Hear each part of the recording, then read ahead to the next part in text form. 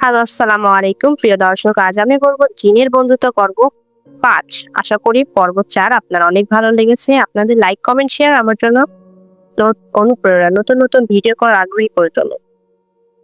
যারা আমার video regularly দেখেন তাদের জন্য অসংখ্য ধন্যবাদ এবং যারা আমার চ্যানেলে নতুন এসেছেন সাবস্ক্রাইব করার জন্য অনুরোধ করছি। যারা সাবস্ক্রাইব করেছেন তাদের জন্য ধন্যবাদ।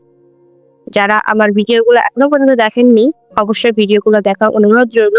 ডেসক্রিপশন বক্সে ভিডিও লিঙ্কগুলো দেওয়া থাকবে। তো চলুন কথা না বাড়ায় আজকের পর্ব ৫ আমরা শুরু করি। রাত গভীর, বাতাস যেন থমকে গেছে, চারিদিক নিস্তব্ধ, শুধু পোড়া বাড়ির দরজার সামনে দাঁড়িয়ে তিশা। আজই শেষ সুযোগ, সঠিক মন্ত্র উচ্চারণ করে ভয়াবহ অন্ধকার রুখে দিতে হবে। তিশা হাতে ধরে রেখেছে পুরনো এক চামড়ার খাতা। জিন একসময় বলেছিল মুক্তি চাইলে শেষ মন্ত্র জানা দরকার, কিন্তু ভুল করলে চিরতরের জন্য হারিয়ে যাবে নিজেকে। শুরু হলো শেষের প্রস্তুতি। তিশা চোখ বন্ধ করে মন্ত্র করতে শুরু করে। নূর ও নাফসের মাঝে আলো ও ছায়া সীমা নাই। ফিরে যা, যা আমার নয়। থেমে যা, যা অন্ধকার। আচমকা চারিদিক ঝাঁকি দিয়ে ওঠে, দেওয়াল কেঁপে ওঠে, যেন কেউ ভেতর থেকে মুক্তি পেতে ছটফট করছে। তার সামনে আবার ভেসে ওঠে জিন, কিন্তু এবার তার চেহারার কষ্ট, চোখে ভয়।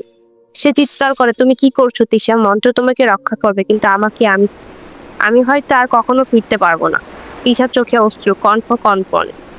আমি চেয়েছিলাম বন্ধুত্ব, কিন্তু এই বন্ধুত্ব যদি অন্ধকার ডেকে আনে তবে সেটা শেষ করাই শ্রেয়। এক চূড়ান্ত বিস্ফোরণ, তিশার মুখ দিয়ে শেষ মন্ত্র বের হয়। ফেরাউজ কি নূর আল ফিহাক। তার চারপাশের আলো ছড়িয়ে পড়ে, দরজার ওপারে অদৃশ্য কণ্ঠগুলো চিৎকার করতে থাকে, কুয়াশার পেছনে সরে যায়। আলোয় ভেসে ওঠে তার হারিয়ে যাওয়া ছায়ারা, শিশু, বৃদ্ধ, ভয়ার্ত আত্মরা, তারা যেন মুক্তি পেতে চাচ্ছে। তিশার গায়ে এখন উষ্ণ আলো পড়ছে, আর জিন সে ধীরে ধীরে ফিকে হয়ে যাচ্ছে। শেষবারের মতো তিশার দিকে তাকিয়ে সে বলে, তুমি সত্যিকারের বন্ধু ছিলে। তোমার জন্য আমি শেষবারের মতো হাসতে পারলাম। আর এরপর সে মিলিয়ে যায় আলো। এক নতুন সকাল। পরদিন তিশার চোখ মেলে দেখে সে তার নিজের ঘরে, আয়নাতে নিজের প্রতিস্তম্ভ স্পষ্ট, ছায়াও ঠিকঠাক। সে যেন কিছুই হয়নি, আর সব স্বাভাবিক। কিন্তু জানালার পাশে রাখা পুরনো খাতাটা এখন খোলা, এবং তার মাঝের পাতায় লেখা বন্ধুত্ব কখনো মিথ্যে ছিল না, তবু সে ছিল এক অন্য জগতে।